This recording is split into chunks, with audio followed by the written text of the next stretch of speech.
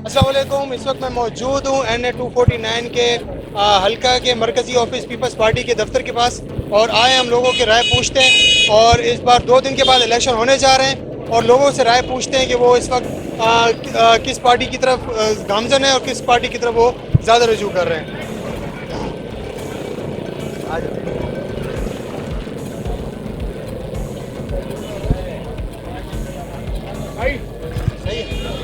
अस्सलाम वालेकुम सर।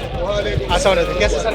अस्सलाम वालेकुम सर। कैसे सर? अल्हम्दुलिल्लाह। अच्छा सर, 2 दिन के बाद इलेक्शन होने जा रहे हैं सर, क्या तैयारियां चल रही हैं, क्या कैंपेन इस वक्त आप लोगों की कहां तक पहुंची, और कितना % आपको लगता है कि यहां से आप अपने वोट निकाल पाएंगे और जीत पाएंगे? ये तजिया मेरे ख्याल में मैं आपके ऊपर छोड़ देता हूँ।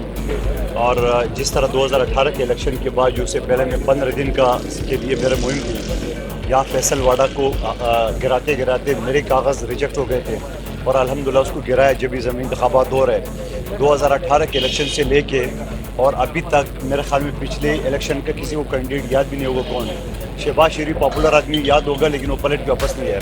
2018 के इलेक्शन के बाद से जहाँ तरक्याती कामों का 2 अरब रुपए के लगभग हमने मेन काम किए, और हमने दिल का अस्पताल बनवाया, हमने जनरल अस्पताल दाऊदपुर में बनाया, हमने 42 करोड़ का पानी का लाइन यूसी 32, 34, 35 को दिया है, और उसके अलावा सीसी फ्लोरिंग और तमाम काम के अलावा हमने अभी पाइपलाइन में है 18 इंच की पानी का लाइन औरंगी टाउन से डबल रोड के साथ बलिया रोड से शामिल हो रहे हैं। लेकिन ये वो काम है जो कि बराह रास्त हमने सिंध हुकूमत के ज़रिए किए, जबकि यहाँ के ज़िला नाज़िम और नायब नाज़िम जो PTI के थे उन्होंने 22 अरब रुपए का जो बजट तो कुछ नहीं किया, सिटी नाज़िम ने कुछ नहीं किया, MP MNA आपके सामने है। तो गो के डायरेक्ट जिम्मेदारी उनकी बदली थी, हमने सूबाई हुकूमत से दरख्वास्त कर दिया, सारा काम किया।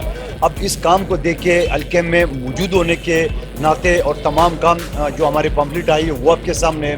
तो इंशाअल्लाह मुझे पूरे यकीन है, मेरे पार्टी को यकीन है, जालों को यकीन है, इंशाअल्लाह ये इस मरतबा हमारा मुकाबला किसी पार्टी के साथ नहीं, हमारा मुकाबला मसाइल के सामने है और जो कि हम हल करेंगे और जो कि काफ़ी हद तक हम काम कर चुके हैं। इंशाअल्लाह 29 तारीख के बाद मोहल्ले की सतह पे, बरादरी के सतह में, यूसी की सतह पे हम कमेटियाँ बनाएंगे, और एक हेडक्वार्टर के ज़रिए जहाँ मेरे कायद बिलावल भुट्टो साहब ने सदर आसिफ अली ज़रदारी से मुझे फ्री हैंड दिए और ख़ुसूसी पैकेज की बात की इंशाअल्लाह, और मुझे ये हुक्म दिया गया कि इस हल्के को इंशाअल्लाह हम कराची के दूसरे हल्के के बराबर लाएंगे और एक मॉडल एरिया बनाएंगे। 1988 से पहले ये हल्का पीपल्स पार्टी का था, और इंशाअल्लाह 2021 के बाद ये पीपल्स पार्टी का गढ़ का बुनियाद होगा, और इंशाअल्लाह आहिस्ता आहिस्ता हम पूरा कराची को इंशाअल्लाह इस तरह जीतेंगे। ठीक है भुट्टो, आपकी बात बिल्कुल ठीक है, लेकिन सर ज़्यादातर आवाम के लोगों के यहाँ मसले मसाइल ये कहते हैं कि यहाँ पर कैंडिडेट आते हैं, बस सुनहरे ख्वाब दिखाते हैं, उसके बाद यहाँ से चले जाते हैं।